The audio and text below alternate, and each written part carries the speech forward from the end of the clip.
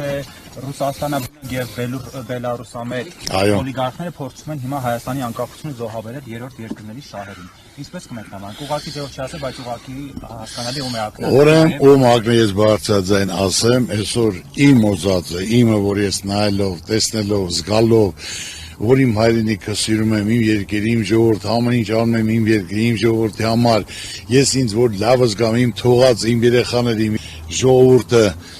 ընկճված չզգա, պարտված չզգա, որ մենք պետք է այսօր անկախ, ես նորից եմ ասում, այսօր խաղաղությունը ո՞րն է։ Ուզում եմ մի հատ հասկանամ, ես այն օրն էլ հարցազրույց տվել եմ, խաղաղությունը նա է, որ Ադրբեջանը բոլոր սարերի վրա նստած զենքով, զորքով,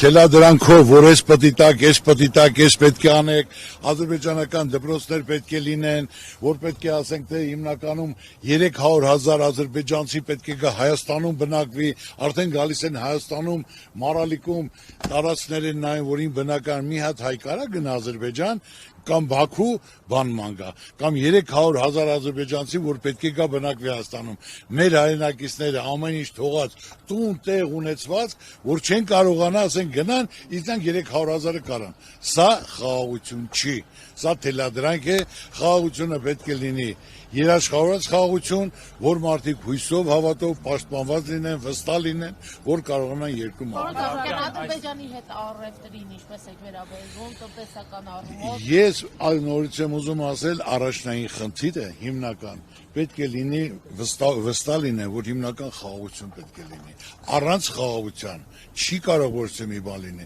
Այսօր ոչ մի քաղաքական ուժ պատերազմ չի ուզում։ Ոչ մեկը պատերազմից ոչ մեկ չի օգտվում։ Բայց պետք է լինի հիմնականում ձեզ ասում եմ երաշխավորած խաղաղություն, որ լիարժեք երաշխավորած լինի։ Հիմնական հարցը սա է։